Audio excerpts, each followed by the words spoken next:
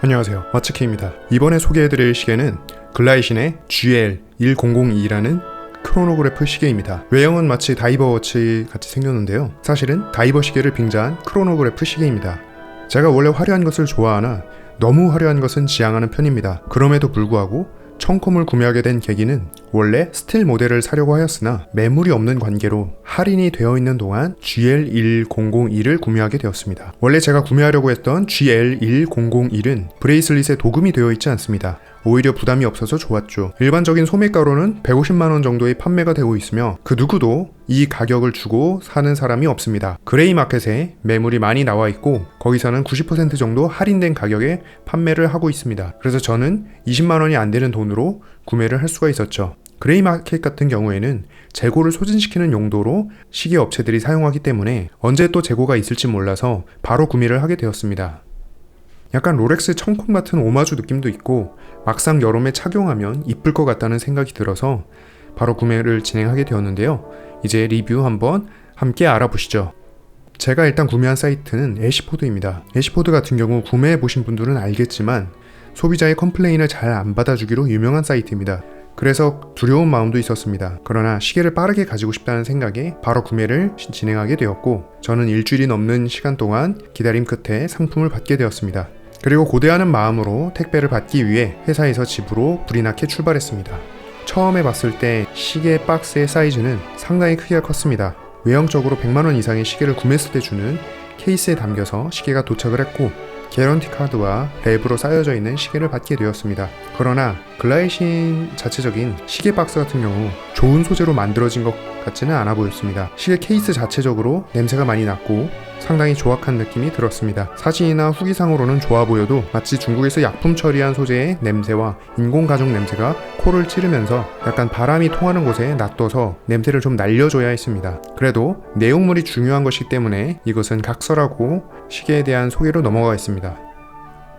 보편적으로 여러분들이 시계를 좋아하시는 분들이라면 글라이신에 대해서 들어보셨을 것입니다.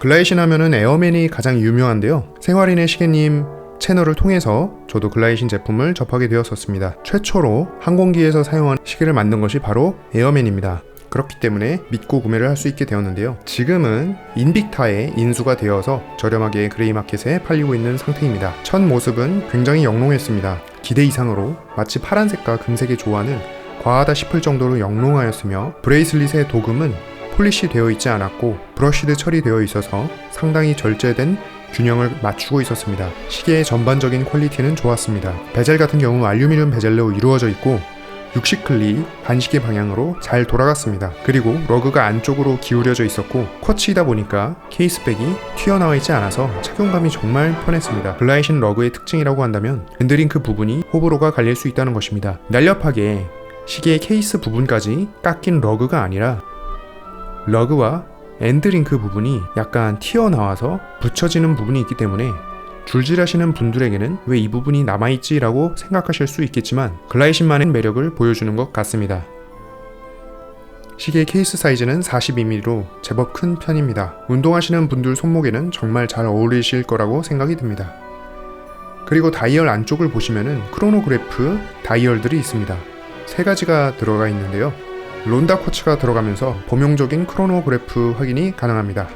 좀 멀리서 보면 조잡해 보이지만 가까이에서 보았을 때는 나름대로 디테일하고 정교한 만듦새를 가지고 있습니다. 다이얼을 한번 가까이에서 보시겠습니다. 다이얼에는 크로노그래프가 들어가 있고 기본적으로 핸즈와 3개의 작은 다이얼들이 들어가 있습니다. 9시 방향의 다이얼은 2시 방향의 푸시 버튼을 눌렀을 경우 1분에 한 칸씩 30분까지 기록이 됩니다. 그리고 3시 방향에 있는 오른쪽의 미니 다이얼은 자체 시계의 초침 영역을 담당하고 있습니다. 그러니 분침과 시침은 가운데 핸즈에서 움직이고 3시의 작은 다이얼에서 초침이 시간을 보여주고 있습니다. 그리고 마지막 6시 방향의 미니 다이얼은 마이크로 초를 측정하는 다이얼입니다. 초를 한 바퀴로 나뉘어서 돌아가는 구조입니다. 그렇다면 크로노그래프의 사용법 설명에 대해서 진행해 보도록 하겠습니다. 크로노그래프란 쉽게 말해서 스톱워치 기능을 말하는 것입니다. 크로노그래프는 시간 측정을 위해서 스톱워치 기능이 들어가 있는 툴워치입니다. 옛날에 디지털 시계가 없었을 때 사용을 했었겠죠.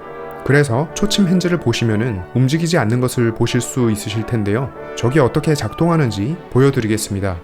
옆에 크라운 아래 위로 버튼이 2개가 있습니다. 저것을 활성화시켜서 위에서 돌려서 스크류 다운을 풀어야 눌립니다. 둘 다 풀어주도록 하겠습니다. 2시 방향의 푸시 버튼은 스타트와 스톱 기능을 가지고 있고 4시 방향의 푸시 버튼은 리셋 기능을 가지고 있습니다. 2시 방향의 스타트 버튼을 눌러주면 중앙에 있는 초침이 1초에 한 칸씩 움직이게 됩니다.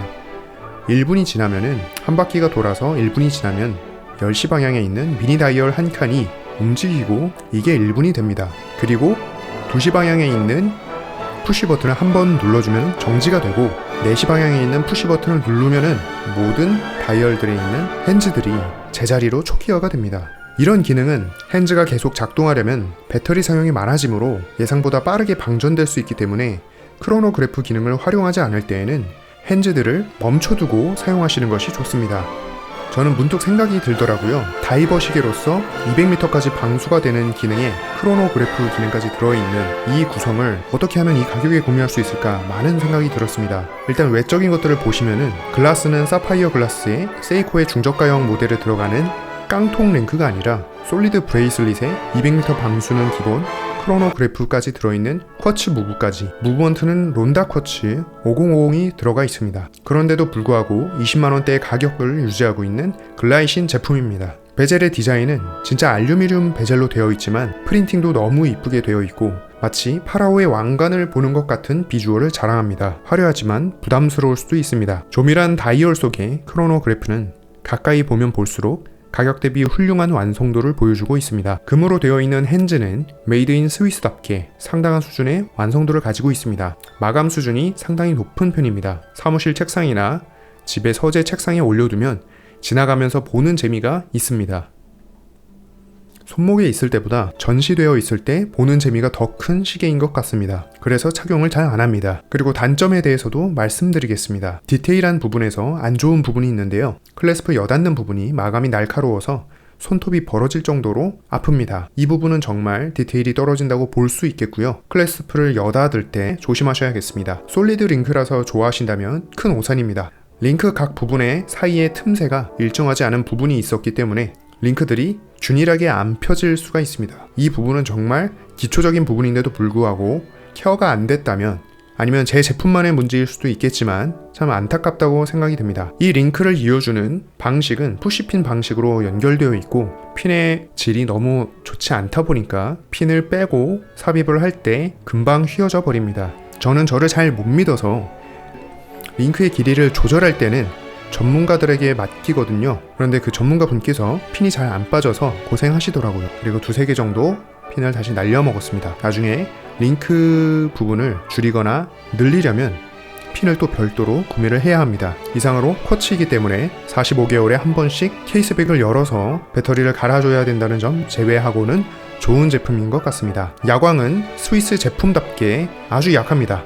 도료가 적게 발려져 있고요.